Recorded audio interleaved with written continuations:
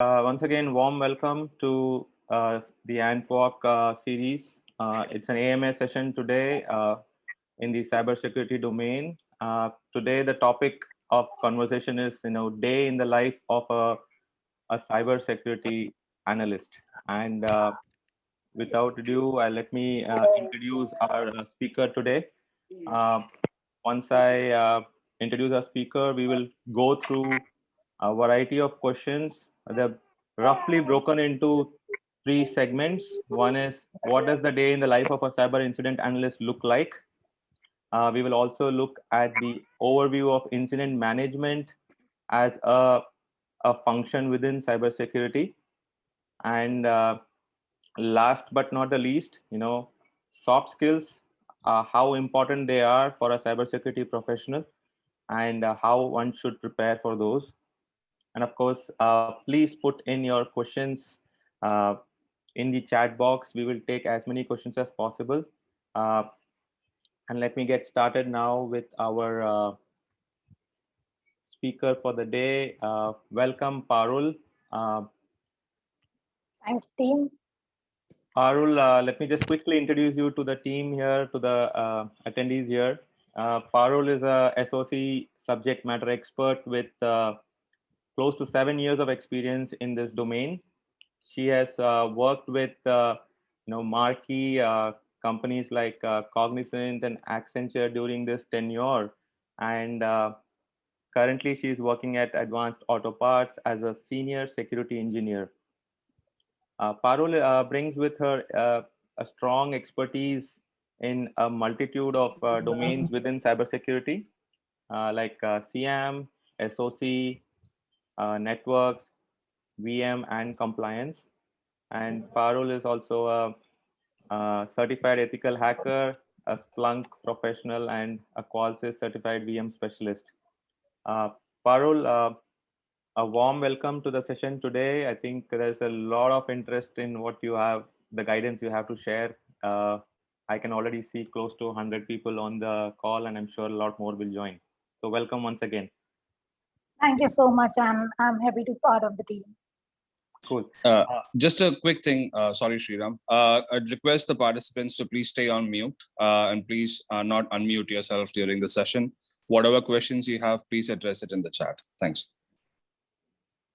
Thanks for that, Kaushik. So let's get started. So Parul, I think before people start, posting their own questions, let me get started with a few of my own. Sure. Could we start with saying, who is a cyber incident analyst? Yeah, so that's a very generic and the first question that comes to anybody's mind when we are talking about baseline called cybersecurity.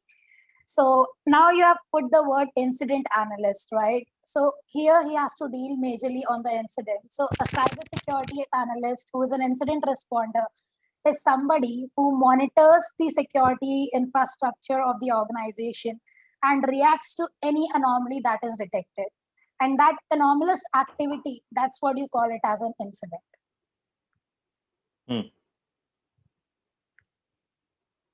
Yeah, so for any abnormal activity throughout your networks or your user segment, your entire security infrastructure, there's any anomaly and that has caused an incident, you as a cyber incident responder are responsible for the end-to-end management, right from the preparation strategy of that particular incident till the time of the closure.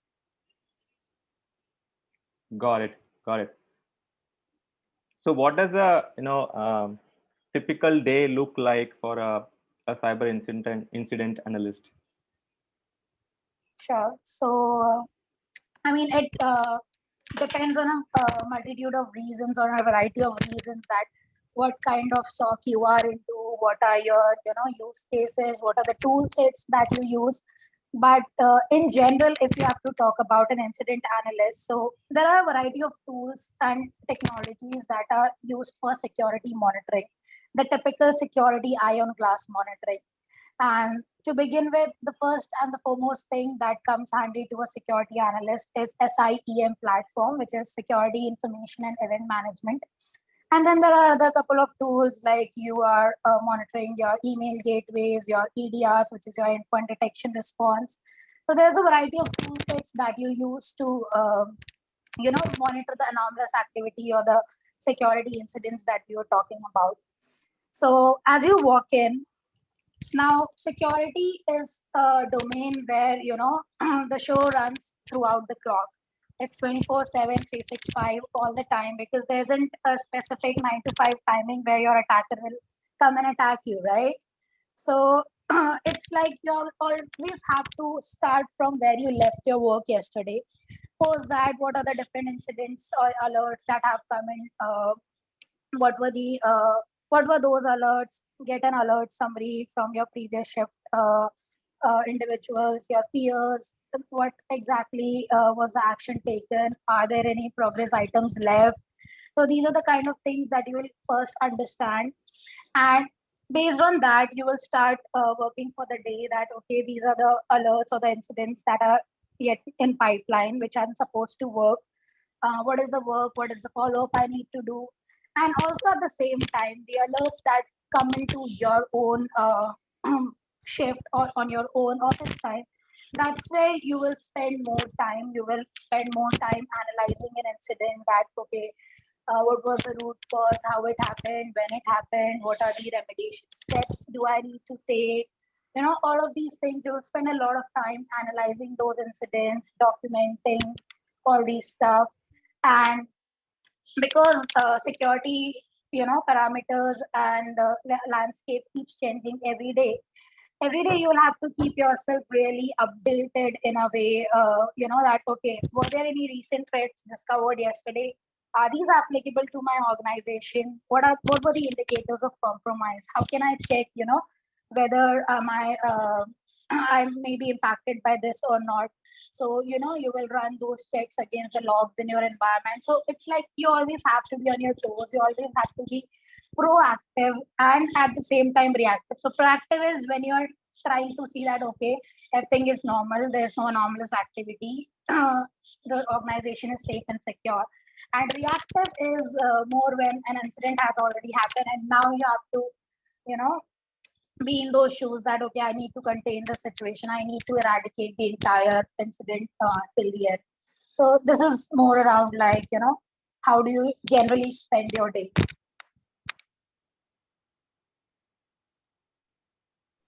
Got it.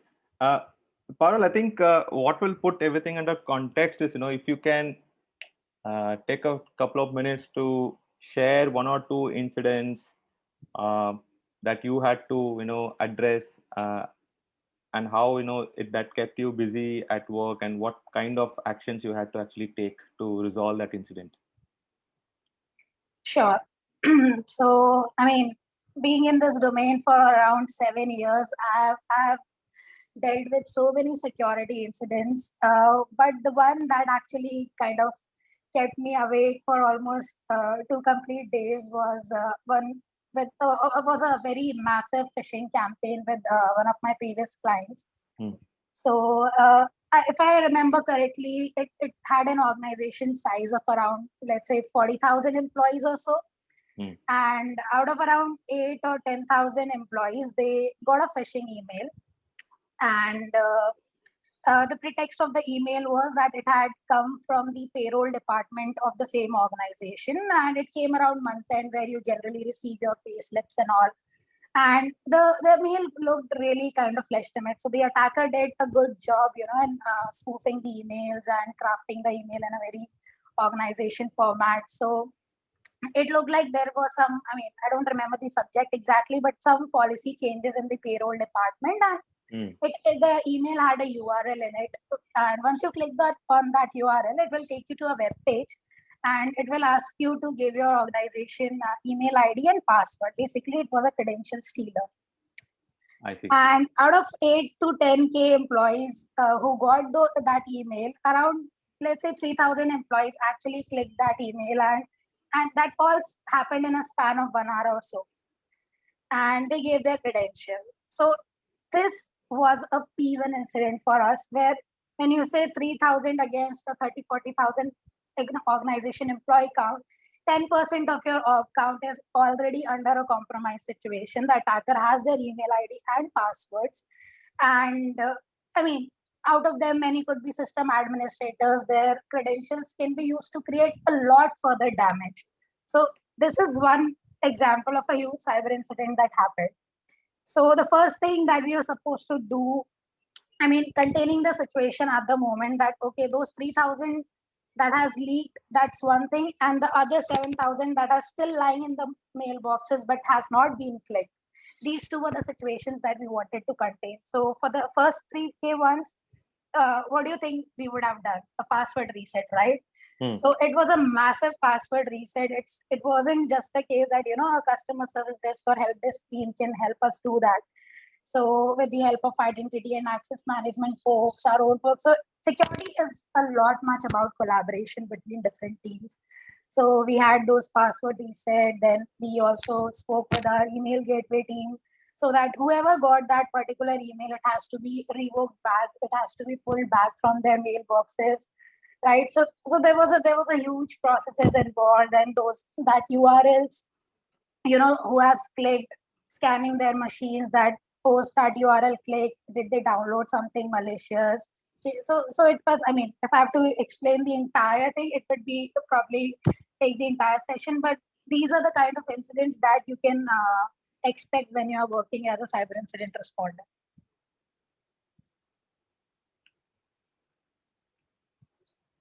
Very interesting. Yes. Actually, there's a similar question on similar lines. This is from Sushant. If a ransomware happens in the company, what is the procedure? What all steps go on how to minimize the risk? And what are the steps that are typically taken to protect it from future happening? So I think, Sushant, you have combined 4 to 5 questions into one, because you've also asked about the risk management. How do you reduce the risk?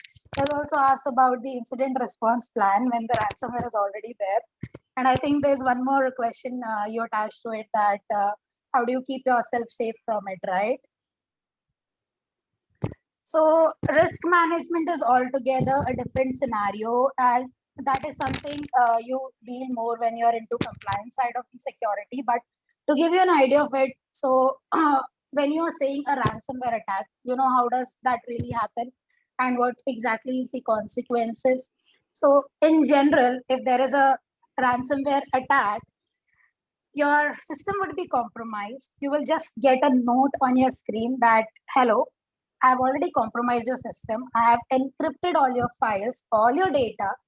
If you need your data back, you need to purchase the key, and here's the ransom amount for that key, right? So in this situation, the best way to minimize the risk is having multiple copies of your data in different data centers, right? When we are talking about org data, having backups of data, even if one system or one server is compromised, but if your data is available on other one, you can quickly, just, I'm getting a lot of noise. Can please someone put them on mute if they're talking? Yeah. So having a data backup always helps. That way you can reduce the risk. So that is about the risk management part. Now, when you're talking about, how did you, what is your action plan like? So that depends where you are in the life cycle of an incident. So for example, the attacker just compromised one system. So I will isolate that system from the entire network so that it does not spread on my network. And then the forensic analysis would happen on that system to understand the root cause. Where did it come from? Had it come from a phishing email, or did it come through clickjacking? Maybe, you tend to see on many websites, right? There would be icons like you click here to win iPhone 11 and things like that.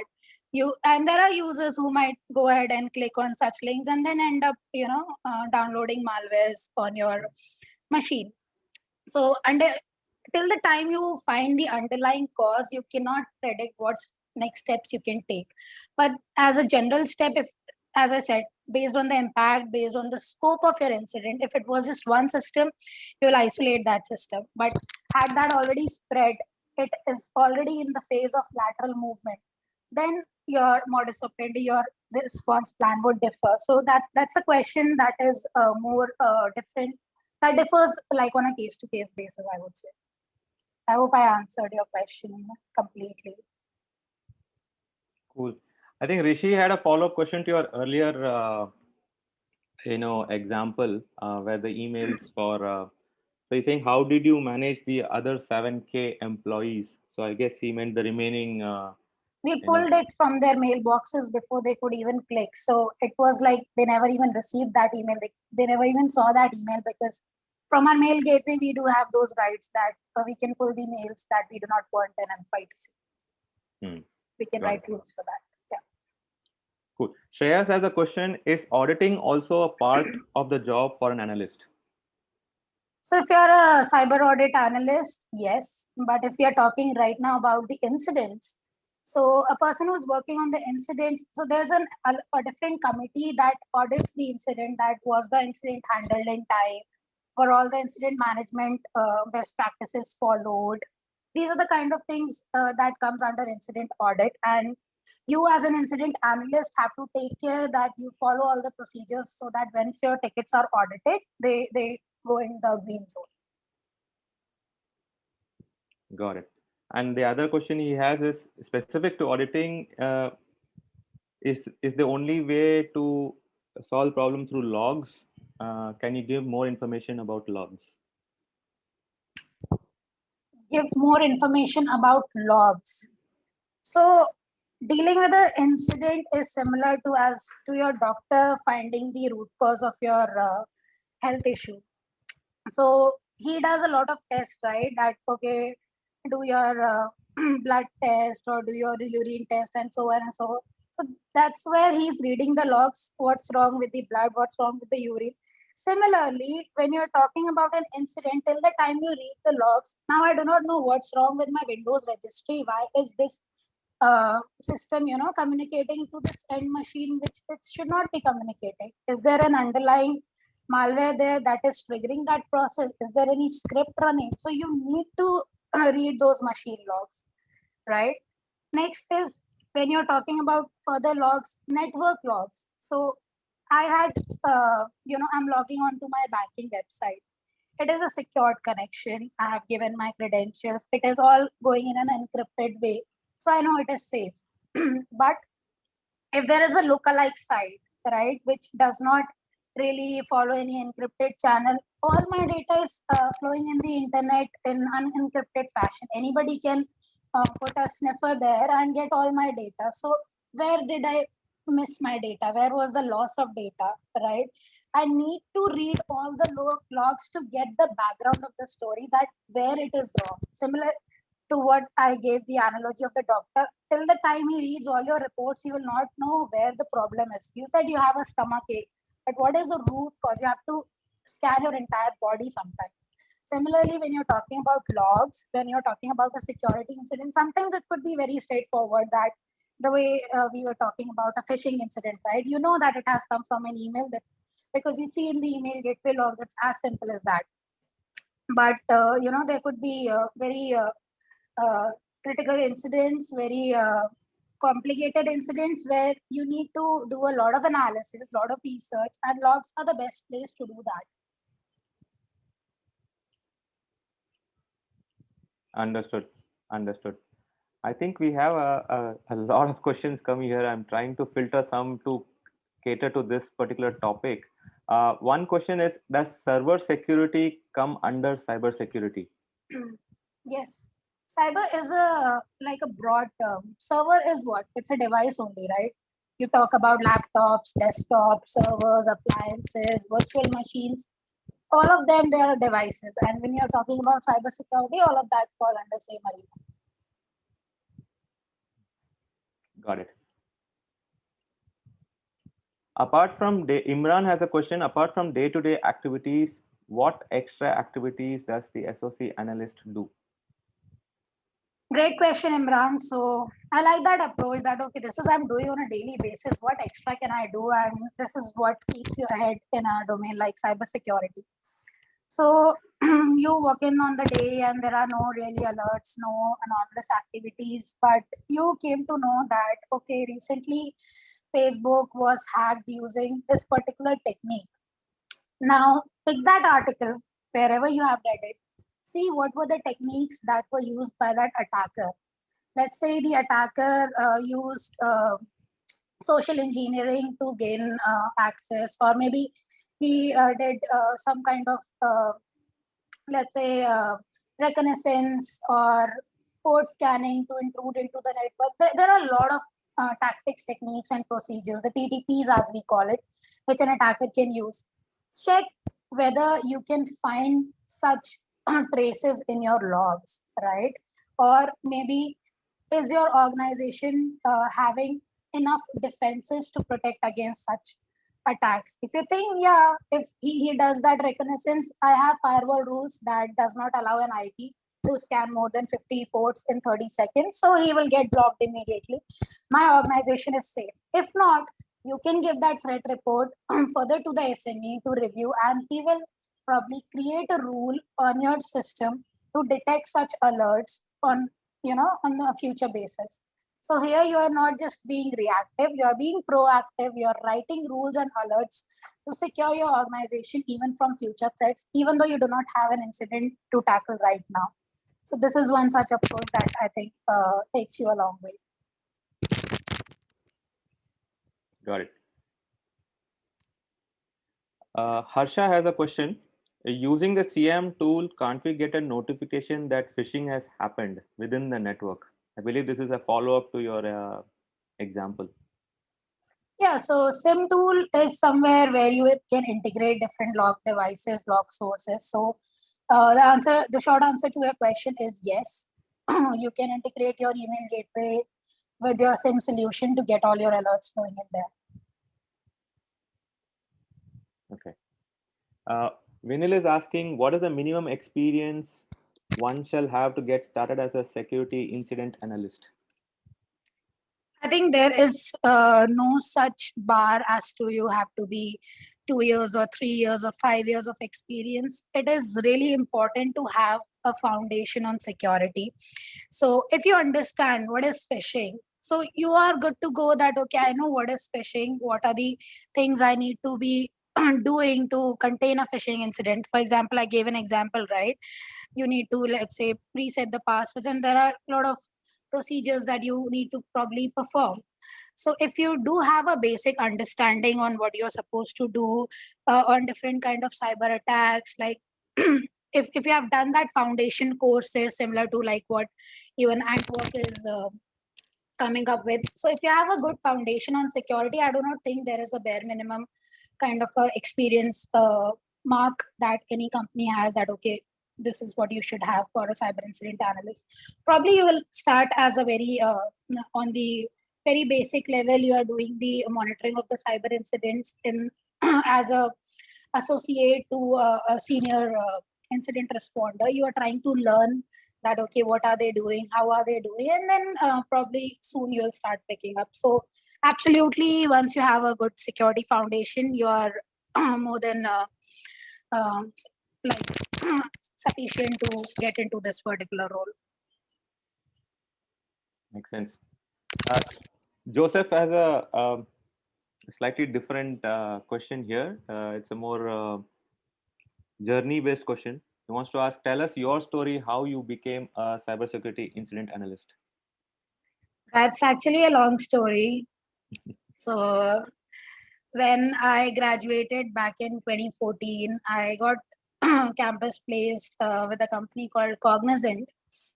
And I was placed there. And when you really join, you're given kind of options that what are your core strengths, like are you good into coding, and they gave me 2 or 3 streams like Java and things like that. And me coming from an electronics background, coding was definitely not my forte.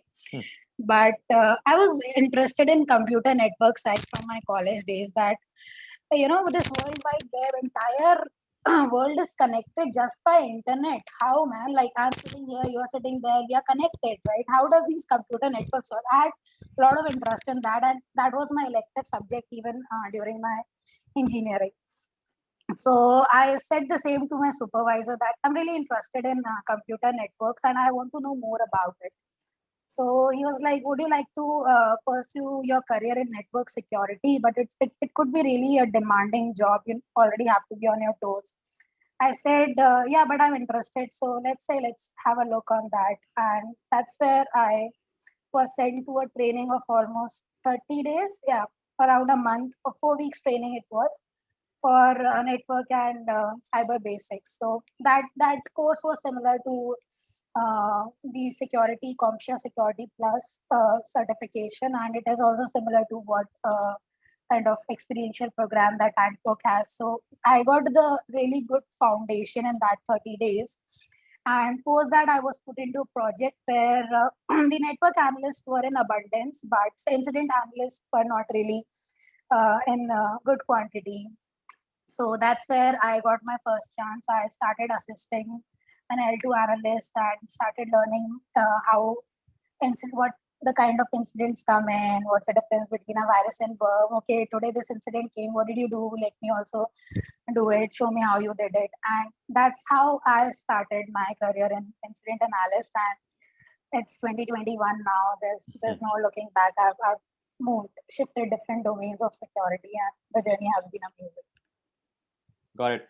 On that note, if I had to ask you a question, what is the one thing you like most about this role, and one thing that you hate about the role, if there is something? So the most interesting thing I would say is you will not get bored of your job if you really like it, because in my 7 years of experience, I have not seen any two incidents which are exactly same.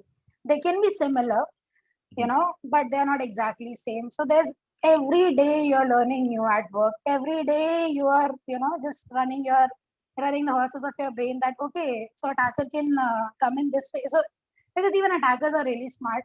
10 years back, if they've used a technique to, hack a system, they cannot use that today because that is already passed. Everybody knows about it.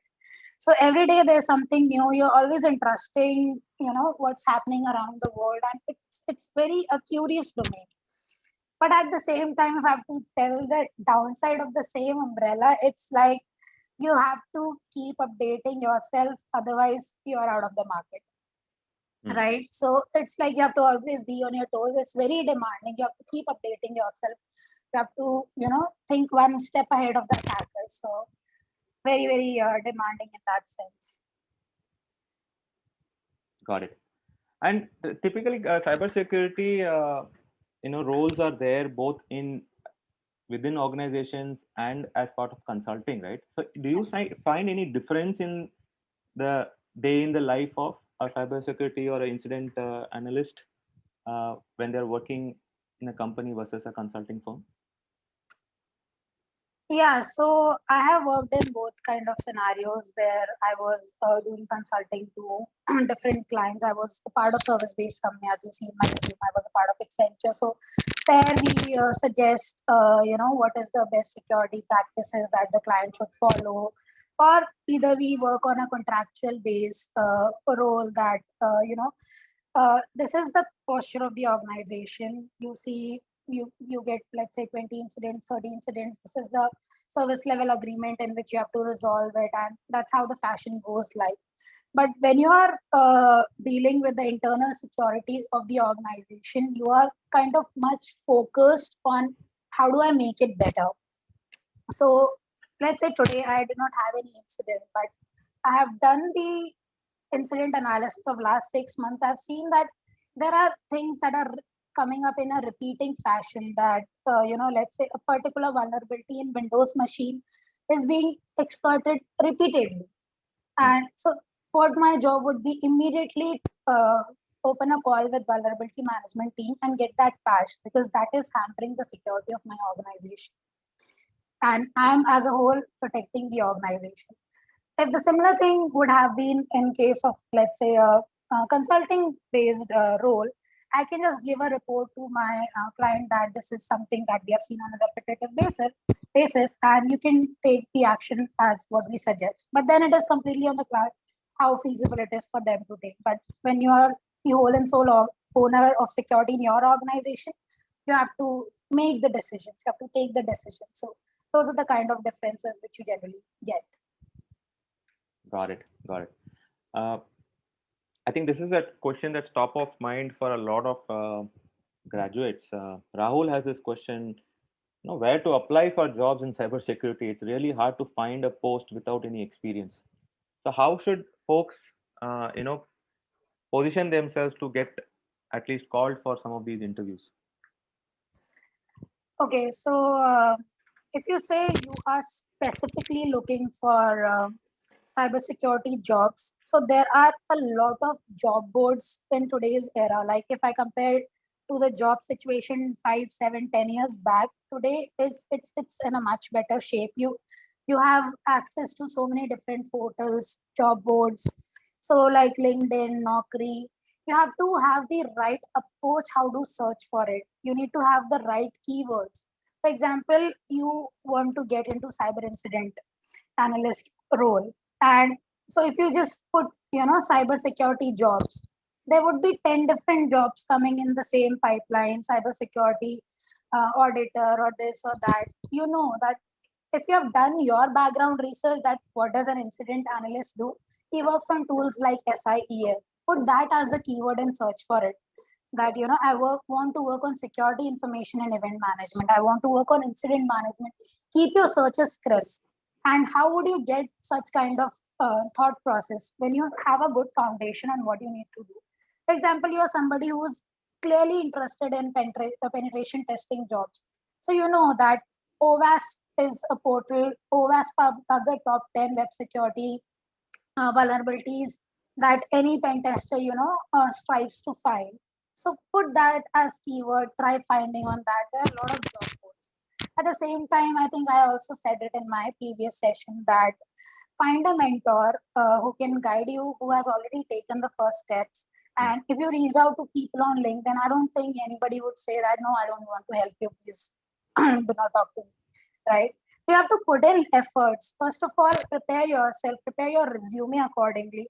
If I see that, okay, this resume is from ABC college, he has done computer science engineering, yeah, fine, 80%. Okay, good. But why should I hire you into cybersecurity? What extra have you done? Have you highlighted it in your resume? What are your interests? That I have done, let's say, a CEH course, or I have done a security foundation course from so and so organization, or maybe in my final year project, I did something related to cyber, or I have a cyber blog, or I read these blogs. Even if in your interest section, what do we write? We write dancing, singing, all of that. Great. Personal interests are great. But when you're trying to sell yourself in on one specific skill, you can put it anywhere, man. Like, yeah, if you write blogging what? Are you a food blogger, fashion blogger, security blogger? So project your skills in the right way, on the right platforms, using the right keywords. I'm sure you will find enough jobs there. And cybersecurity is a domain where there's a scarcity of skilled professionals. So I think you will find good amount of jobs. That's what my take on this one.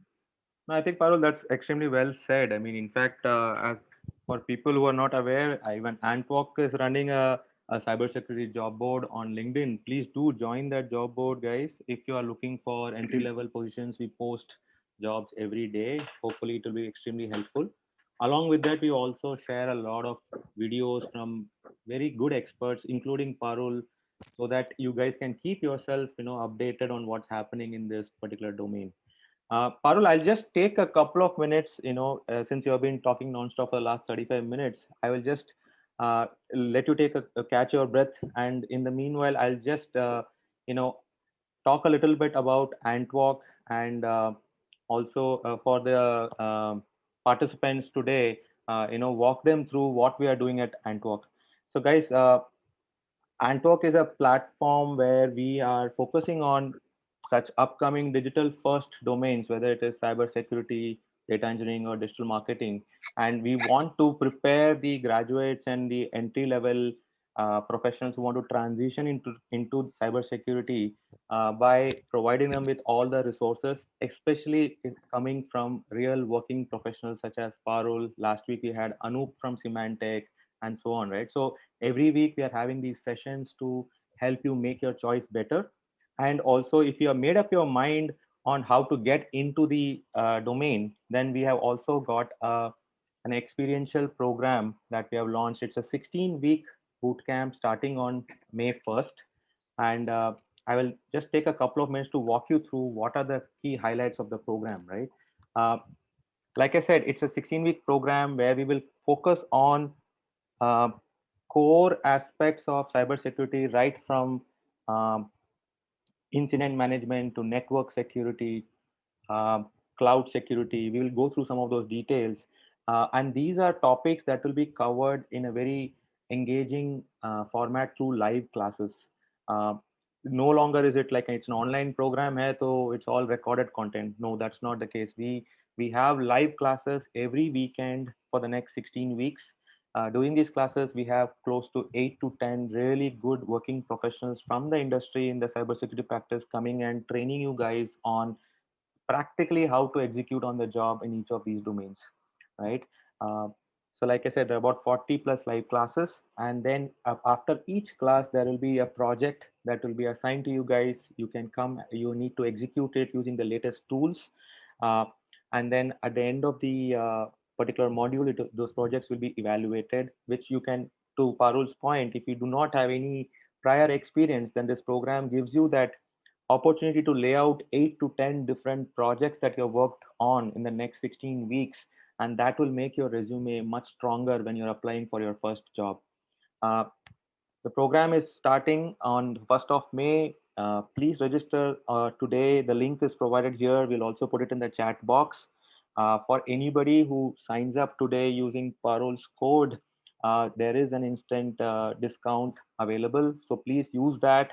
Take a look at the program in detail, and we are, we will reach out to you. Our counselors will reach out to you and guide you on what's the, the best way you can sign up. I will let Kaushik spend a couple of minutes on going through the program itself and walking you through what are the key modules that we are going to be focusing on. Kaushik. Thanks, Sriram. Good afternoon to you guys. So the course that we've created here has been tailor-made for a lot of freshers, graduates, people who've been trying to break into the industry. Because as freshers, even I've been there in that situation wherein you don't get hired, they ask you for experience, and unless and until you don't get experience, you don't get hired. So it's like a vicious circle. That's why, keeping in mind, we've tailor-made this content to ensure that you don't learn about 1, 2, or 3, but close to about 10 different important domains that kind of cybersecurity contains. Now, bear in mind, there are still many more domains attached to cybersecurity, but the ones that we've handpicked is something that you'll be able to present yourself better and appear yourself in a much confident position in interviews to demonstrate what you contain, which starts from basic introduction to cybersecurity. Because always remember, most of the interviews for freshers they're not able to get through because they don't have their basics right. So we always believe in one thing: get the basics right. So we have designed the content in a way wherein we start from the basic level and we hit you to the level wherein you do online labs, practical labs, and get your hands dirty. So these contain about network security, cyber attacks, and Parul, who is today's speaker, is going to be heading the cyber attacks class for us. She's going to have a lot of interesting content that is going to be highlighted in that class. We're going to have web application security, incident management, which she's already been talking about. So if you really notice, in the longer run, we're not just showing you some sort of pre-recorded videos. There are going to be 10 different experts who are going to be teaching you 10 different things. They're bringing their domain specialty. And also, you also get to learn about tools like Wireshark, Nmap.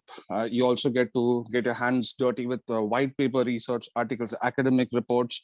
And on the other hand, after incident management, you also learn about digital forensics, which talks about tools like Foremost, Autopsy, then in GRC. Because remember one thing, cybersecurity is just not about tools and knowledge. It's also about frameworks. It's also about compliance. It's also about risk. So, and identity and access management and cloud security, which is obviously gaining too much of significance these days, because as the pandemic is growing in its own size, everything is moving towards the cloud. So we're going to be teaching not just 1 or 2 things. As I said, you're going to get a 360-degree purview of what this course is all about. And I strongly urge people to go and check the content and register, just because this course will definitely stand as a great bridging point between you and the industry, especially for freshers and for intermediate professionals as well. So I urge you to just sign up for this as soon as possible, have a look through the content, and bear in mind, it's just not recorded videos. It's going to be live interactions, and it's going to be a lot of projects to be done. And trust me, the takeaway that you get after this class is something that you'll see for yourself as a potential. So as Sriram said, just check that code out to avail any discounts. We have multiple counselors with us. If you have any sort of doubts, reach out to them. Yeah, thank you. Thanks a lot, Kaushik. Parul, without further ado, let's get back to the AMA session quickly. There are the questions are not stopping. So I think the next question is, I am doing a job in identity and access management in cybersecurity, but I am interested in SOC or incident response. Will it be easy to shift the role internally? And what are any certifications required, if any, to learn and get into SOC? Absolutely. So I've seen many such professionals. So identity and access management, if you're already part of, so I assume that you are good on the foundation, you're good on the basics, you're, you know that, what are the key criteria that you need to follow. What is a good password policy? It needs to be 12 characters. It has to have uppercase, lowercase. So you know how security looks like from different areas. You have seen at least one area of it, right? You have seen identity and access management. You can take that as the core and you can easily shift to incident management, because now, as I was talking about the phishing incident, so we go to IAM team to do a bulk password reset, right? So it's all about collaboration. When you're collaborating with even your SOC team, I'm sure that in your role as an identity and access management analyst, you would have collaborated with them. So talk to your peers, your managers, you reach out to them that I do have interest in this domain and how can I go ahead. So if I have to give advice from my side, it would be like, talk to your peers who are already into SOC. You can talk to even experts via social media channels like LinkedIn. You can talk to me, and I can guide you in few topics that you need to deal on a day-to-day basis, and then slowly take that shift ahead from there. That okay, start sitting with a incident analyst, monitor what do they do, and then gradually make a move in within your organization. Tell your supervisor that I'm good at identity and access management, but this is what my career going is like, and I would like to, get into this team. And I'm sure that once you have shown that rigor, because then the SOC manager would ask for an interview that, okay, you want to move in my team, but there are a few set of things that we want a person to have before joining our team. So do you have that? So always keep in mind that movement, be it directly for a fresher or from one domain to other, it is always smooth if you have the right foundation and if you have the right skill set.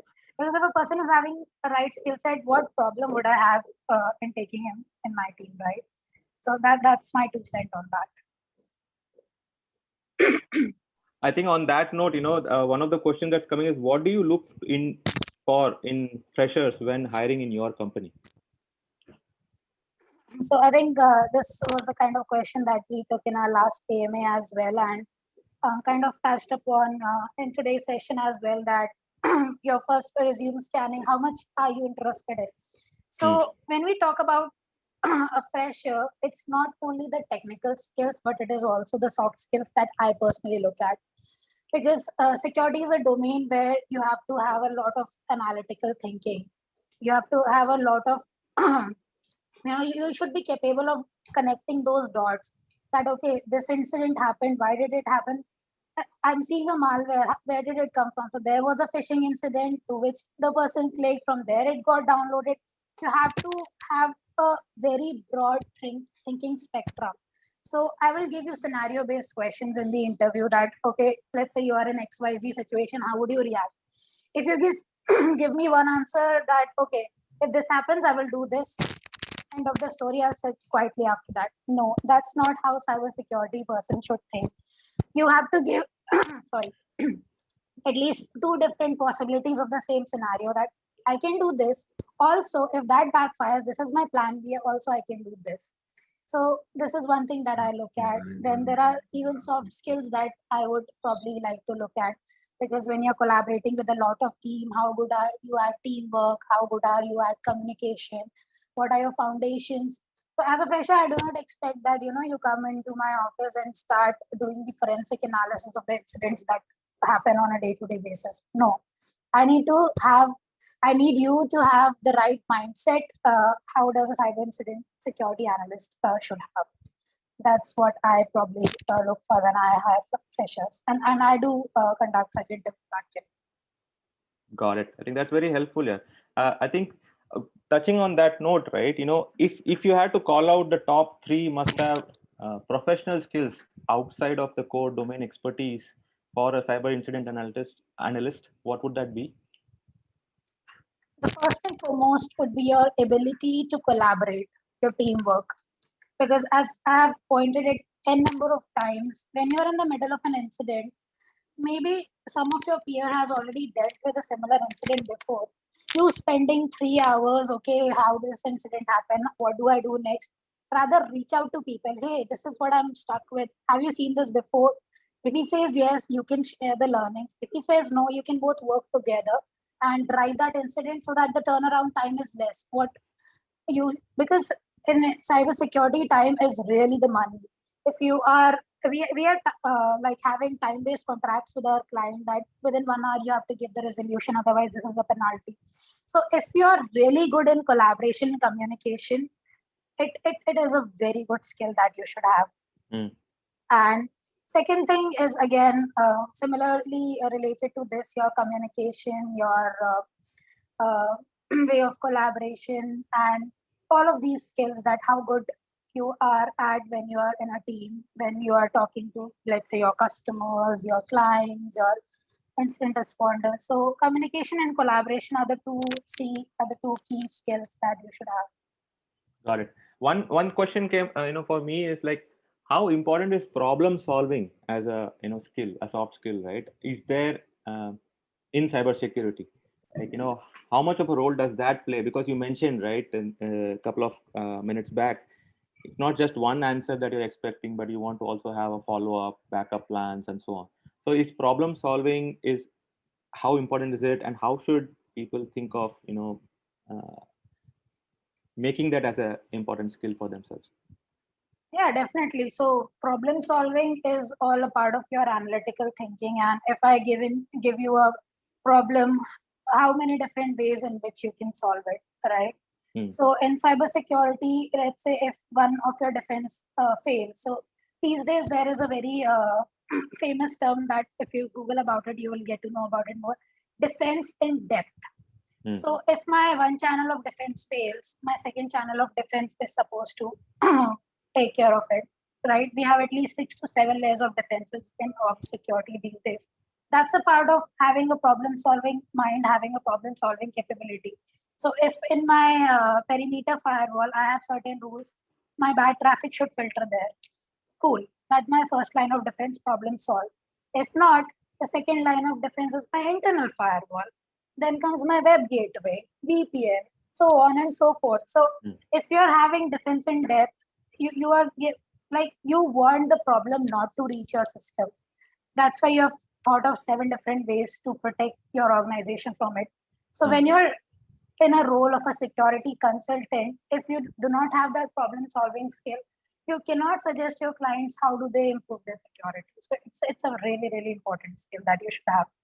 And for having this kind of skill, you should do a lot of reading, lot of security blogs are there, different case studies are available that, okay, for example, recently there was an attack by UNC 2452 APT group, and that was the SolarWinds hack, the famous one. So many organizations fell trapped to it, FireEye, Microsoft, and many others. Every organization might have taken one or the other way of solving the problem. They are dealing with the same attacker, but depending on what their security posture is, their steps to resolve the problem would have been different. So if you as a security incident analyst, if you are currently in one company, tomorrow you go to other company and say, no, this in last organization I solved it like this, so it will happen like that only. So that will not work, right? Got it. So that's how important problem solving is. No, makes sense, sir. Let me just maybe focus a couple of questions on what's happening currently, right? I mean, COVID has just created havoc both in personal and work life, right? So, how has that changed your day in the life of as a cybersecurity professional?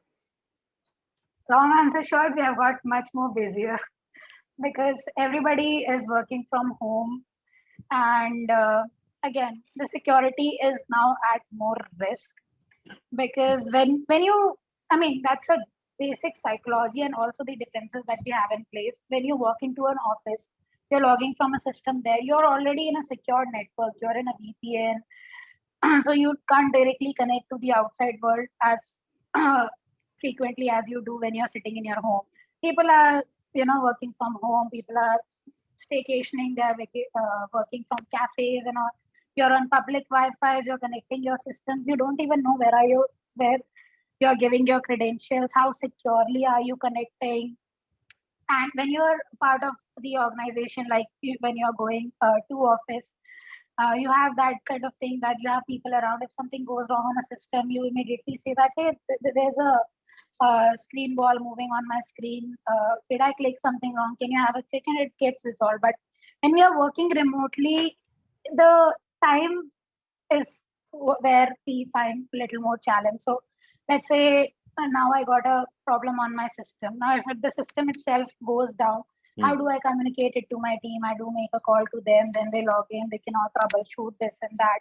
So, I mean, everything, and also everything has gone online. It has gone more digitized way. So it has its own both pros and cons. The pros, you can definitely see that, without moving an inch, you can do literally everything, be it you're getting your cab, getting your food, anything, everything is online. But with more pleasure comes the more responsibility as well, that yes, you have to find better ways to secure yourself. So long answer short, with COVID, we have got a lot of liberty to work from different places, be it networks. So, but we have to be always keep ourselves aware and secure, because the cyber threats are really on the rise. If you see the landscape for last 2 years, like the 2020 and 2021, I think 6 billion was the kind of global turnover that attackers had in their bucket doing cyber attacks to different organizations. Got it. One question in the domain of incident management, Parul, what does one expect to grow into, right? What do you see the job hierarchy as, and what is a typical career path for anybody who gets into the entry level position? So if you're talking only about incident management, because there are two different fields. If you're talking only about how to grow as a cyber incident responder, then there is a different path. If you're talking about a cyber incident responder, right now you're just the first thing as an L1 analyst you were doing, you were working on the alerts. As a step ahead, you will be writing rules to create those alerts, right? Now I know what are the different kind of alerts I need to monitor, how to monitor them. Or you can do the advanced level of investigation, just rather than just following steps 1, 2, 3, you go up to 5, 6, 7, 8, 9 and whatnot. So you can go to L2 level, you can start writing rules on different security tool sets, as we discussed in the beginning of the session. You can be a forensic investigator and you can accordingly grow your path there. But if you're typically into incident management, so I mean, we did not touch much upon the incident management, but as a key takeaway, I'll drive you through the incident management life cycle. So there are like typical 5 phases in an incident management. The first thing is the preparation of the incident. You are setting your tools, your rules, everything, so that if there is any anomaly that happens, you should be in a situation to detect those, right? So the first part is the preparation. Next is your identification and detection, that, okay, the incident or the alert has happened. Now you start analyzing it. What is the scope? What is the impact? Then you go into further step. How do you contain that situation? How do you eradicate? What are the recovery methods and what are the lessons learned? And finally do the closure of the incident. So as an incident management analyst, you are involved in one of the two steps. But as an incident management manager, you're involved right from the beginning to the closure of the life cycle. You need to know what are the tools that you are using for monitoring of the incidents, for logging of the incidents. Are they done in a proper fashion or not? You can be an incident auditor as well. So there are different hierarchies depending on what domain or expertise you get into. Got it. Got it. I think Sudha has a question here. What are the security incidents that a person who is working from home can be attacked with? Do you have any security precautions given to such employees? Yeah, I think it can be any security attack that you can come through. So the example that we took in the beginning of our session, the phishing that I spoke about. Yeah, I'm sitting in my home. I got an email from my payroll department. I might actually click it, right? So what is your security? As a security aware person, you will not just click an email, just having a look at it. You always have a habit of hovering over the email using your mouse so that you see the actual email. So you see the actual URL. Where is it taking you to, right? So if it is your organization email, or if it is your organization domain, it would look different from what your attacker will send you, right? An attacker cannot purchase your org domain. So there are a lot of cybersecurity good practices that a person should know of, and these are the kind of things that you get to know when you are having a good foundation classes if you attend. And then there are attacks like when I spoke of even the clickjacking example that I took. So you are shopping on a website and you got a pop-up that, hey, you win a lottery of 1 lakh, please click here and give your bank details. And if you're a person who do that, then definitely you're not a security aware person. So these are small attacks, and there are even deep level of attacks that can happen as a part of this. Maybe you just clicked on that link and nothing happened, but at the back end, malicious payload got downloaded, and now it is propagating in your network through your company network and collecting the data from all the machines, giving it to your competitors. So do you see the kind of impact it can create? So it's not about just looking at the immediate impact of the incident that, okay, I clicked and something bad could have happened but didn't happen, so yeah, you forgot it. No, as a security aware person, you will report it to your security administrator that, yes, I clicked on something, nothing really happened to my system, but can you please have a quick look that everything is all right? Do open a security incident in such scenarios. So these are the kind of best practices which every organization gives as a part of their induction training, because security is really important. Not everybody knows about it. Got it. Got it. Couple of questions in terms of, I think, programming languages, right? Which languages are best for learning to start your career in cybersecurity? Sure. So if you see as a entry level career, it is good to have knowledge on scripting languages like Python, because a lot of malicious codes, they are downloaded on systems in the form of small scripts like PowerShell scripts that keep running on the back end, and that's where the attacker kind of creates a botnet. Now if your system is a part of the bot, it will be communicating to the attacker servers, and from there it will be doing the commands. So scripting language is something that you can take up if you have interest.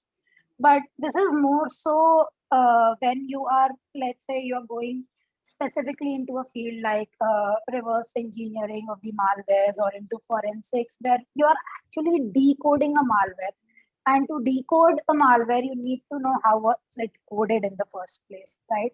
As an incident responder analyst, L1 analyst, if you're a fresher, foundation and all those problem solving, critical thinking, and reacting to a situation, how do you write a SOC playbook, these are the kind of things that would help you more, rather than having a very detailed experience over a language like C or Java or something like that. Got it. So Yeah. that's what I would suggest.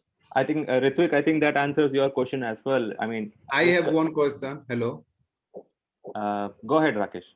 Yeah. So how I can relate this with data science, because I'm data science developer. So how can I relate it with data science? Perfect question, Rakesh. And so I think if you have heard the session throughout, we have been talking a lot about logs. We have been talking a lot about data that we are collecting from so many machines. So in the example I gave, we had almost 40,000 employees in the organization. So you know how many desktops, laptops, servers, how many data would be flowing in. So if as a data analyst, if as a data scientist, you know how to make best sense out of that data. So we use Splunk as a SIEM tool, but even for big data analytics, you might be using Splunk as a tool. So how you can connect those dots, how can you form those patterns? I'll give you one example. So I was working with a retailer client, just like you have, I will not disclose the name, but just like you have Amazon, Myntra, Flipkart, right? And all these retailers, they do have sale periods. And what typically happens during sale period is generally the traffic is very high because a lot of people are shopping on their website. And that's where even the competitors, they hire hackers to launch attacks so that the website goes down or the business goes down and so forth. So if you as a data analyst, you have put a threshold out of all your analysis that on a regular day, this is the usual traffic of customers look like. On past sale periods, this is how the traffic flow looks like. And now today there is something abnormal. There is a different kind of spike that I see, which is not similar to what I've seen in the past. You can just give it to security team that, okay, this is what I found as an anomaly. This could be actually a sign of an attack. So you can definitely use your data science mind in cybersecurity. I hope my example might have given you at least a brief idea how you can use that. Yeah, but you need a particular data. That data already our company give. Okay, for our side, you cannot access any data. You cannot go and collect the data. Our requirement is totally different. Most of the requirement is whatever client want, that data you have to work. Almost you have the data like that. Then data scientists start to the work it. Okay. But still you're dealing with the data, right? If you know the patterns, how to find an anomaly in your data, even that is something that anomaly could be for n number of reasons. It could be due to a faulty system, but it could also be due to a security incident. So when you're a data analyst, I expect you that you know how to analyze the data, right? Yes. So that's where you can use that skill to analyze the security logs as well. Security logs are nothing but security data from different systems. Okay. Yeah, thank you, Parul. I will go through that. I will check it. Sure. All the best, Rakesh. Yeah, thank you so much. Thanks, Laura. I think we are already beyond our 60 minutes time. Parul, if it's okay, can we just take a couple of more questions? Yeah, sure. Okay, cool. So Imran is asking, what is SOAR technology which is being used in SOC nowadays? Yeah, so it's all about security orchestration, automation, and response. So that's what SOAR is about. So we talked about a lot of phases in incident management, right? We talked about the how does the day look like. So there are a lot of tasks that you can really automate, right? Automation is the need of the hour, even in all the domains, and even in the domain of security. So, for example, I, as an analyst, when an incident happened, I feel that okay, this URL could be potentially suspicious, but I need to check it on 5 different tools. That okay, what is the IP rating or the reputation rating I get? Is it good? Is it bad? Is it good? Is it bad? So if I, as an analyst, I copy that URL, Control C, do the Control V on first tool, then on second tool, third tool, fourth tool, 5 tool. Do you think is it a best way to do your job? No, right? You will just write a script so that you put the URL just once and it will fetch the details from all the 5 platforms into a single Excel sheet. That's all about automation and orchestration. Similarly, when you are automating your SIEM tools to security incident management platform, for example, you have done the automation, there are so many tools like Demisto.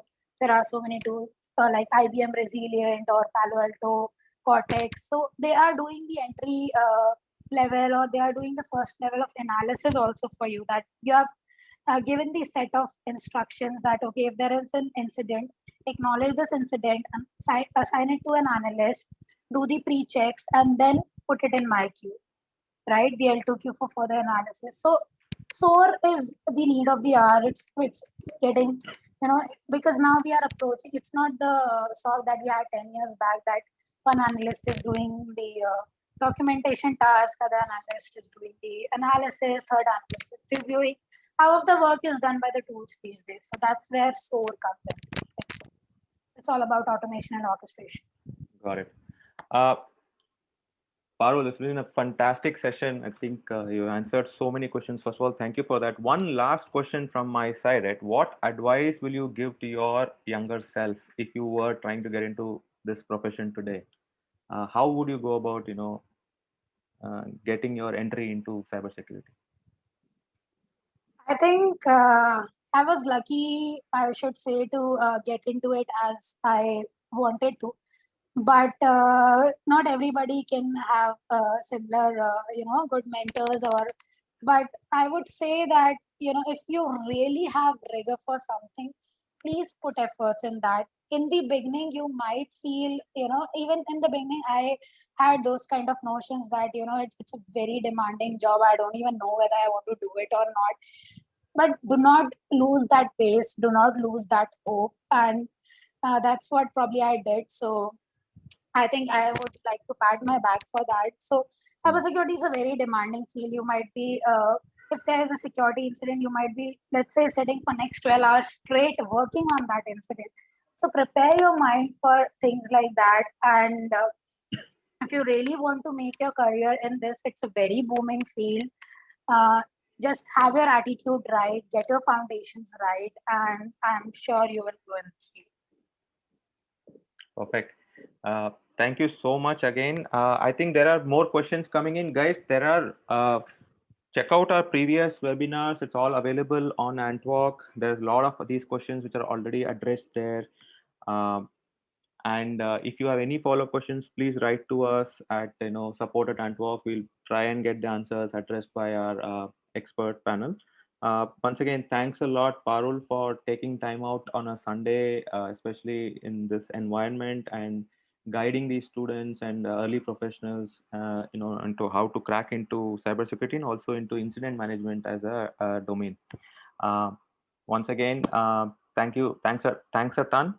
We will be hosting more such events, folks. Please continue to follow us on LinkedIn, Facebook, and also check out our job board. There are multiple posts coming out every day. Hopefully, it will be a big help to you guys.